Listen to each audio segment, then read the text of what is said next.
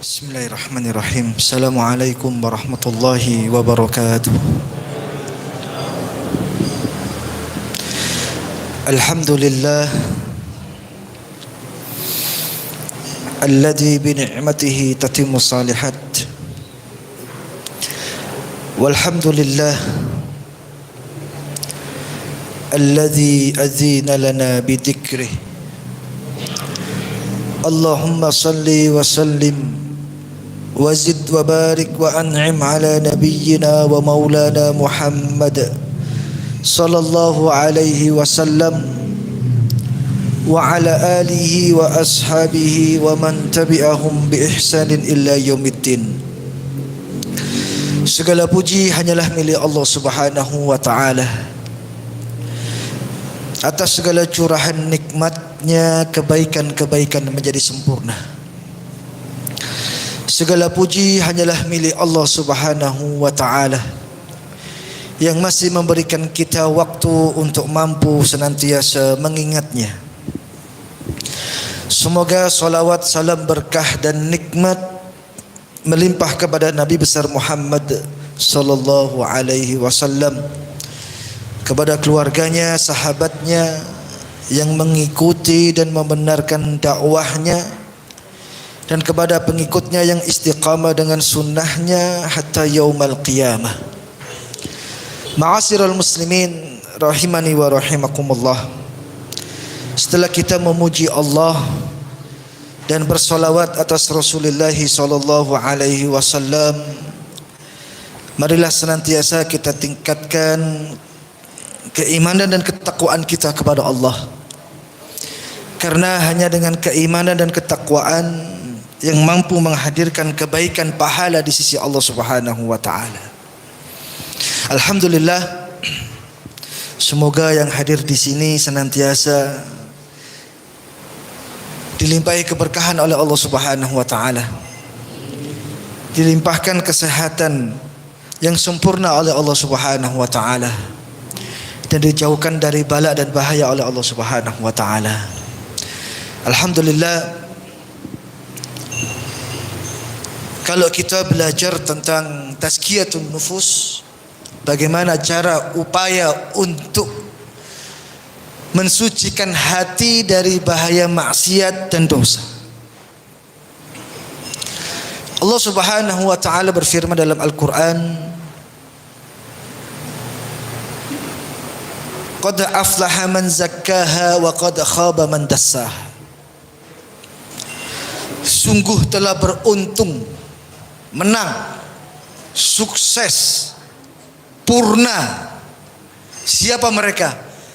Yaitu orang-orang yang mau untuk mensucikan dirinya. Wa qad khaba man dassaha. Dan sungguh rugi, celaka. Siapa mereka? Orang-orang yang mengotori dirinya dengan maksiat dan dosa. Kehidupan kita ini berkaitan dengan umur dan waktu, berpacu dengan yang namanya ajal atau kematian. Kalau kita belajar tazkiyatun nufus, Allah Subhanahu wa taala berfirman, "Tabarakalladzi biyadihil mulk wa huwa ala kulli syai'in qadir, alladzi khalaqal mauta wal hayat." Kalau kita belajar tentang tazkiyatun nufus, Allah itu menciptakan yang namanya kematian dan Allah menciptakan yang namanya kehidupan. Jadi bukan hanya kematian saja atau bukan kehidupan saja. Allah menciptakan yang namanya mati, Allah juga menciptakan yang namanya hidup. Yang menarik dalam ayat ini, Allah sebutkan kematian dulu baru kehidupan. Bukan kehidupan terus kematian, bukan. Alladzi khalaqal mauta wal haya. Perhatikan ayat ini Bapak dan Ibu sekalian. Allah sebutkan mati dulu baru hidup. Allah tidak menyebutkan hidup terus mati, tidak. Artinya apa? Kehidupan dunia adalah kehidupan yang sebentar dan sesaat saja.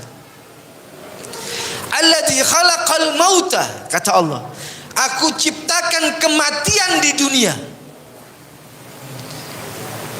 Alladzi khalaqal mauta wal haya, dan aku ciptakan kehidupan di akhirat. Jadi nanti di dunia ini kita semua ini ada batasnya, batas waktu dan umurnya. Sehingga Rasulullah SAW mengatakan, a'maru ummati baina sittina sana ila sab'in, yang pernah saya sampaikan gitu kan. Umur umatku ini antara 60 tahun sampai 70 tahun saja. Kehidupan yang sebentar, kata Rasulullah SAW. Jadi alladzi khalaqal mauta, aku ciptakan kematian di dunia, wal haya, kehidupan di akhirat. Artinya kalau mati di dunia itu kematian yang terakhir dan pertama. Setelah Anda meninggalkan dunia dan Allah hidupkan Anda di akhirat, disitulah kehidupan yang pertama kali dimulai dan tidak ada kematian kedua kali. Di akhirat itu nggak ada kematian lagi. Hidup abadi, khalidina fiha abada. Engkau akan hidup selamanya, kekal di dalamnya, di neraka atau di surga. Wallahu ta'ala alam, kita nggak tahu ya. Jadi marilah kita manfaatkan sisa umur kehidupan ini untuk senantiasa mendekatkan diri kepada Allah Subhanahu wa ta'ala. Sebenarnya wasiat ini wasiat yang umum untuk semuanya, baik yang sepuh maupun yang muda. Tapi saya lebih berpesan kepada jamaah-jamaah yang sudah sepuh. Lah ini ya, 50 tahun ke atas, 60 tahun ke atas, 70 tahun. Nah, ya. Ini wasiat kepada jamaah-jamaah yang sudah sepuh. Saya ingin tanya sama Anda semuanya, sudah berapa lama Anda tinggal di dunia? Sudah berapa lama Anda tinggal di dunia? Berapa lama, Pak? 49 tahun. Masya Allah, 40 tahun udah lama itu. Lebih 9 tahun bonusnya ya kan? Lumayan. Anda sudah 49 tahun tinggal di dunia. Silakan Anda masing-masing menjawab pertanyaan ini. Berapa tahun Anda tinggal di dunia ini? Berapa tahun, Pak? 72 tahun, Masya Allah. Anda berapa tahun, Pak? Yang di belakang itu hidup di dunia berapa tahun? 71 tahun. Oke, itu pertanyaan pertama. Pertanyaan kedua, berapa lama lagi Anda di dunia? Nggak tahu. Nggak ada yang bisa jawab. Kalau pertanyaan pertama Anda bisa jawab, sampeyan bisa jawab, panjenengan bisa jawab. Tak kasih pertanyaan yang kedua, berapa lama lagi Anda tinggal di dunia? Wallahu ta'ala alam. Gak ada yang tahu. Itulah sunatullah. Makanya Allah katakan cukup kematian itu menakut-nakuti manusia. Cukup Allah ciptakan kematian itu membuat Anda, membuat kita ini khawatir, sehingga kita meningkatkan kualitas ibadah kita. Nah, jadi pertanyaan yang pertama bisa dijawab, pertanyaan yang kedua nggak bisa dijawab. Kalau kita tahu sampai hari ini berapa umur kita, tapi yang tersisa kita nggak akan pernah tahu, nggak akan pernah tahu. Masya Allah. Entah setelah dari tempat ini mau apa lu nggak tahu kita. Kita punya rencana, ya, kita punya rencana besok hari Jumat mau ngapain, belum tentu itu bisa terlaksana dan belum tentu tertunaikan. Karena rahasia Allah Subhanahu wa ta'ala. Masya Allah ya. Yang perlu kita tanyakan sama diri kita masing-masing pada umur kita, selama 50 tahun, 60 tahun, 70 tahun, untuk apa kita habiskan umur itu? Ini akan ditanya sama Allah. Jadi tidak ada yang gratis Pak di dunia ini Pak. Semua akan dimintai pertanggungjawaban oleh Allah Subhanahu wa taala. Loh, selama ini yang 71, yang 69, yang 50, yang 45, yang 46, 78 semua akan ditanya oleh Allah Subhanahu wa taala. Jadi enggak ada yang gratis. Enggak akan pernah ada yang selamat dari pertanggungjawaban Allah Subhanahu wa taala. Makanya umur yang sudah kita lewati, umur yang sudah kita manfaatkan, untuk apa umur itu? Akan ditanya sama Allah. Mungkin kita ini belum lama mendapatkan hidayah dan tobat sama Allah Subhanahu wa taala. Mungkin kita baru tobat kemarin 5 tahun yang kemarin. Kita mungkin baru taubat 7 tahun yang lalu. Kita mungkin baru taubat 8 tahun yang lalu. Kalau umur kita 50 tahun, baru taubatnya 8 tahun, yang 42 tahun ditanya sama Allah Subhanahu wa taala. Mau kemana Anda 42 tahun itu? Kalau umur Anda 60 tahun, contoh saja, Anda baru mendapatkan hidayah, mau ke masjid, mau bertaubat, mendekat kepada Allah 10 tahun yang lalu, yang 50 tahun akan ditanya sama Allah Subhanahu wa taala. Semua akan dimintai pertanggungjawaban oleh Allah berkaitan dengan kehidupan kita. Tapi Rasulullah katakan, innamal a'malu bil khawatim. Amal itu tergantung dari akhirnya, Pak. Jangan khawatir. Amal itu tergantung dari penutupnya. Bagaimana cara kita menutup usia kita di dunia ini? Maksud saya Pak ya, yang lalu biarlah berlalu dengan masa lalunya. Saat ini kita akan menatap masa depan. Perbaiki segala kesalahan yang pernah kita lakukan. Karena Rasulullah mengatakan innamal a'malu bil khawatim. Kebaikan amal seseorang itu ditentukan oleh akhirnya. Bagaimana kita menutup usia kita nanti di dunia ini, dengan kebaikan atau malah sebaliknya. Makanya Rasulullah Shallallahu Alaihi Wasallam katakan, la tazalu qadama abdin yaumal qiyamah hatta yus'ala an arba. Kaki seorang hamba tidak akan bisa bergerak nanti di hadapan Allah pada hari kiamat sebelum dia ditanya 4 hal oleh Allah Subhanahu wa taala. Jadi masing-masing kita ini nanti akan menjawab 4 pertanyaan dari Allah. Kabeh. Semuanya. Apa pertanyaan yang pertama? An umrihi fima afna. Saya panjenengan semua ini akan ditanya oleh Allah. Yang pertama, umurnya untuk apa dia habiskan. Akan ditanya sama Allah. Tadi sudah saya mukaddimah. Berapa tahun kita sudah bertaubat? Dan berapa tahun kita sudah mendekat kepada Allah? Dan berapa tahun kita terlelap dalam maksiat dan dosa? Itu semua akan ditanya oleh Allah. An umrihi fima afna. Makanya Rasulullah Shallallahu Alaihi Wasallam mengisyaratkan dalam hadisnya, dia mengatakan, khairun nas, sebaik-baik manusia itu siapa? Man tala umuruhu wa hasuna amaluhu. Jenengan pengen tahu orang yang paling baik itu siapa dalam kehidupan ini? Orang yang umurnya panjang,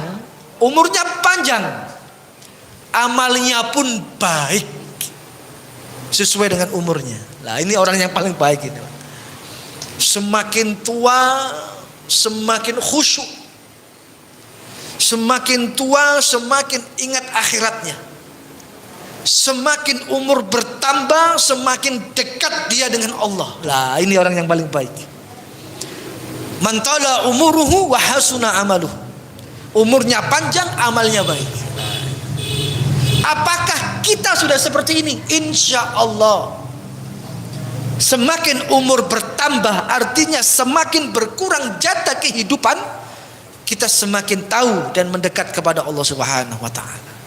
Masya Allah. Wasyarrun nas, sejahat-jahatnya manusia. Kata Rasulullah, man tala umuruhu wasa'a amaluhu. Mereka yang umurnya panjang tapi amalnya jelek. Semakin tua semakin tidak dekat sama Allah. Semakin tua semakin lupa akhirat. Semakin tua semakin menjadi maksiat dan dosanya. Ini orang yang paling jahat, kata Rasulullah SAW. Masya Allah ya. Kita masih bisa dikumpulkan oleh Allah dalam majelis kebaikan. Semoga istiqamah dan Allah tutup usia ini menjadi sesuatu yang husnul khatimah, insya Allah. Minta sama Allah Subhanahu wa taala, semoga Allah mengistiqomahkan kita. An umrihi fi ma'afna, akan ditanya umurnya untuk apa dia habiskan. Yang kedua, an jasadihi fi ma ablah, jasadnya untuk apa ia gunakan. Jasad ini nanti dari ujung rambut sampai ujung kaki akan ditanya sama Allah Subhanahu wa taala. Untuk apa dia gunakan? Makanya ya, ikhtanim khamsan qabla khamsin, jagalah yang 5 sebelum datang yang 5. Di antaranya, manfaatkan masa mudamu sebelum datang masa tuamu. Manfaatkan masa sehatmu sebelum datang masa sakitmu. Lu kita akan melewati ya, fase atau marhala atau apa ya, tempat-tempat itu. Saat ini yang muda manfaatkan waktu, energi, kekuatan, pikirannya untuk ibadah sebelum datang masa tuamu. Yang tua manfaatkan kesehatan yang Allah berikan kepada Anda sebelum Allah datangkan masa sakit Anda. Yang muda semangat sebelum datang waktu tua. Yang tua pun juga demikian, semangat dalam ibadah sebelum datang waktu sakit. Lah wis sakit Pak, gak iso apa-apa. Ibadah kalau dalam keadaan sehat dan ibadah dalam keadaan sakit itu berbeda. Berbeda nilainya, iya. Kalau masih muda itu masih energik. Kalau sudah tua, terkadang banyak halang rintangnya. Kadang-kadang lupa, kadang-kadang pekunnya datang, kadang-kadang aku mangiki rokaat piro yo, mang sing tak woco surat opo yo, iki sholat opo yo, lali itu Masya Allah. Ketika Anda masih mampu diberi kesehatan yang sempurna oleh Allah, manfaatkan untuk ibadah. Karena jasad kita ini akan ditanya oleh Allah Subhanahu wa taala. Yang ketiga, wa an ilmihi madza amila. Ilmu kita akan ditanya sama Allah. Kowe sik ngaji di Masjid An-Nur. Kowe wis oleh ilmu. Lah, ilmu itu ditanya sama Allah. Lah, kowe wis oleh ilmu. Kowe ngelapo ambek ilmumu iku? Akan ditanya sama Allah. Makanya orang yang ngaji itu harusnya hidupnya, hatinya semakin mapan. Orang yang hadir di majelis taklim, orang yang hadir pengajian, itu harusnya hatinya semakin tertata. Hidupnya semakin sakinah, semakin mutmainnah, semakin tenang. Karena ilmu mampu menundukkan kekerasan atau kerasnya hati seseorang. Jadi kalau sudah dapat ilmu itu hati menjadi lembut. Sehingga dengan kelembutan hati mudah untuk melakukan perintah Allah. Sehingga ilmu apapun yang kita pelajari dan kita dapatkan akan ditanya sama Allah Subhanahu wa taala. Yang selanjutnya, wa an malihi min aina iktasabah wa fima anfaqahu. Harta kita akan ditanya sama Allah. Harta kita akan ditanya sama Allah. Baju kita yang kita pakai ini akan ditanya sama Allah. Ahmad, kowe tuku klambi ku duwike teko endi? Akan ditanya sama Allah. Ahmad, kowe tuku peci iki duwike teko endi? Akan ditanya sama Allah. Benar. Ya fulan, engkau beli sepeda motor itu uangnya dari mana? Dan engkau dapatkan dengan cara yang seperti apa? Semua ditanya sama Allah. Ya, sarung itu tanya sama Allah, sarung ya. Apa semua ini tanya sama Allah. Hartanya dari mana dia peroleh? Apakah engkau mendapatkan itu dengan cara yang halal? Apakah engkau mendapatkan itu dengan cara yang curang? Ditanya sama Allah. Makanya wong soge iku mlebu swargane suwe. Hisabnya itulah lama. Orang kaya hisabnya lama. Akan ditanya satu persatu oleh Allah Subhanahu wa taala. Sing iki dhisik digawe apa ae? Tanya sama Allah. Sing iki terus digawe apa? Sing iki hisabnya lama orang kaya itu. Kalau orang miskin hisabnya cepat, Pak. Karena enggak ada yang ditanya sama Allah. Masya Allah itu kan. Jadi dalam hal ini, apa yang harus kita lakukan berkaitan dengan harta kita, yang akan menjadi satu pertanyaan yang Allah akan berikan kepada kita nanti pada hari kiamat. Bagaimana kita menjawabnya? Hanya dua hal saja. Bagaimana Anda mencarinya, dan bagaimana cara Anda memfungsikan harta Anda. Karena hartamu yang sesungguhnya adalah hartamu fisabilillah, hartamu yang telah engkau jalankan di jalan Allah Subhanahu wa taala. Hartamu yang sesungguhnya adalah hartamu yang sudah engkau manfaatkan fisabilillah, engkau fungsikan di jalan Allah Subhanahu wa taala. Dan sesuatu yang ada pada dirimu dan engkau belum memanfaatkan, itu milik Allah Subhanahu wa taala. Jadi itulah pertanyaan-pertanyaan yang akan Allah berikan kepada kita nanti pada hari kiamat. Yang pertama tadi tentang umurnya, yang kedua tentang jasadnya, yang ketiga tentang ilmunya, yang keempat tentang hartanya. Semua harus bisa dijawab. Wallahu ta'ala alam. Makanya kalau kita bicara tentang waktu, waktu ini kan anugerah Allah yang paling luar biasa, sebagai nikmat yang Allah berikan kepada kita. Waktu ini mahal, Pak. Waktu ini adalah penting. Makanya orang yang sudah berumur 40 tahun sebenarnya dia sudah dikasih waktu yang banyak, Pak. Sehingga ulama mengatakan, kalau umurmu sudah memasuki 40 tahun dan engkau belum mendapatkan sesuatu dari dunia yang engkau cita-citakan, tinggalkan dunia itu sudah.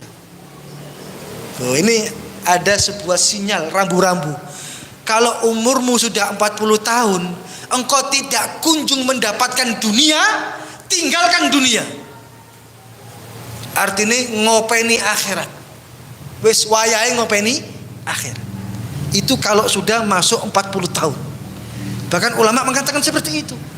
Lah wis umur 40, kok gak oleh dunyamu, tinggalno dunyamu. Wis kowe iki wis dalam batas akhir.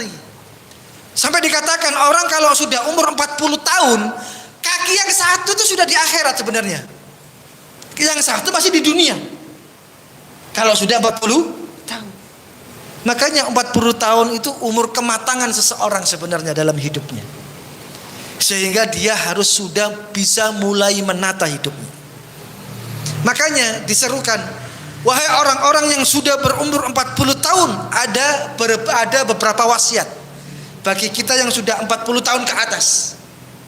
Siapa saja di tempat ini yang sudah 40 tahun ke atas kena wasiat ini. Sehingga dikatakan, wahai orang-orang yang telah berumur 40 tahun, wasiat yang pertama, inilah saatnya Anda mengambil sebaik-baik bekal, yaitu takwa. Mulai hari ini, wahai yang sudah 40 tahun ke atas, carilah sebaik-baik bekal. Dan sebaik-baik bekal adalah takwa. Dan takwa hanya bisa dicari dengan cara mendekatkan diri kepada Allah Subhanahu wa taala. Wahai orang-orang yang sudah berumur 40 tahun, fungsikan akalmu, karena sebentar lagi engkau akan tinggalkan kepenatan dunia ini. Artinya memfungsikan akal itu Rasulullah katakan banyak-banyak muhasabah. paham bahasa muhasabah, Pak? Banyak-banyak koreksi diri. Lihat kesalahan diri sendiri. Itu namanya muhasabah. Kalau kita masih bisa memanfaatkan pikiran kita, akal kita, tolong banyak-banyak muhasabah. Merenungi kesalahan. Menyesali maksiat dan dosa. Melihat kekurangan kesalahan diri sebagai pribadi yang banyak kelemahan. Itu muhasabah, Pak. Terus minta istighfar, minta ampun sama Allah Subhanahu wa taala. Yang kedua, orang yang pintar adalah wa amila lima ba'dal maut. Mereka di dunia ini terus beramal untuk menyambut kehidupan, yaitu kehidupan akhirat. Wahai orang-orang yang berumur 40 tahun, banyaklah muhasabah dan banyaklah beramal di dunia. Selagi tubuh Anda masih kuat. Masya Allah, 40 tahun kan umur-umur produktif sebenarnya. Ya, sampai 50 tahun itu umur-umur produktif sebenarnya. Itulah yang kita manfaatkan. Karena umur 40 tahun itu seakan-akan sudah ada panggilan dari langit yang sayu-sayu membisikkan di dalam telinga kita. Banyak-banyaklah beramal. Banyak-banyaklah mendekatkan diri kepada Allah. Itu kan bisikan-bisikan pada orang yang sudah memasuki umur 40 tahun. Sehingga dia harus sudah mulai waspada, mempersiapkan diri. Makanya, Masya Allah, saya tanya sama Anda, yang terakhir, orang sehat dan orang sakit itu bedanya apa? Banyak perbedaannya ya. Yang saya maksudkan, orang sehat itu permintaannya banyak. Kalau orang sakit, apa permintaannya? Sehat, nggak ada yang lain sudah. Awake dhewe iki, Pak, lah sehat, sing dijauh oke, Pak. Tapi lah awake dhewe iki sakit, gerah, sing dijauh mung siji. Mari sehat. Gak ada yang lain. Gak percaya? Datang ke PKU Karanganyar. Kang, kowe kan sakit kan? Sing kon arep nopo kan? Pasti jawabnya, mari Kang. Gak ada yang lain. Sembuh. Gak mau apa-apa dia, pengen sembuh, pengen pulang ketemu lagi dengan keluarganya dalam keadaan sehat walafiat.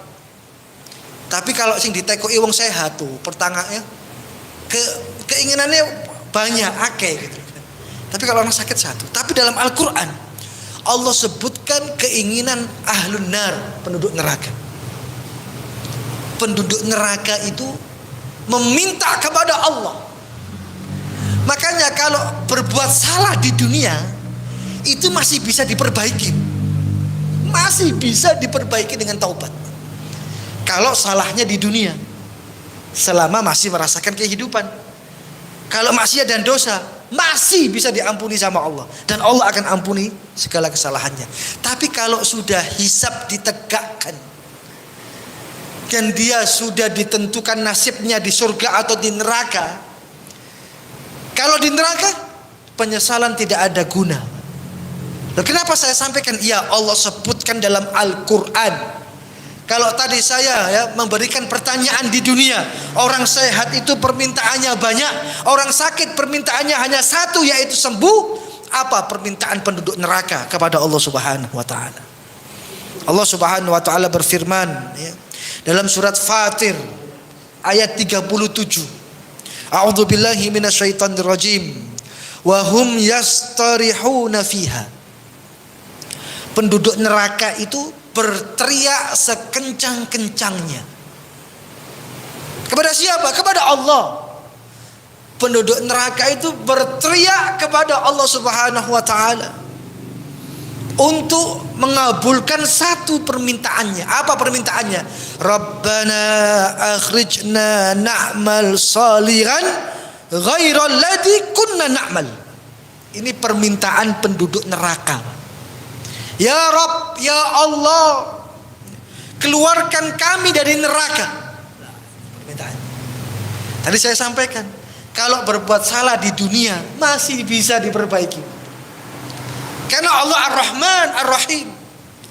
Tapi kalau sudah pada fase azab atau siksa, penyesalan tiada guna.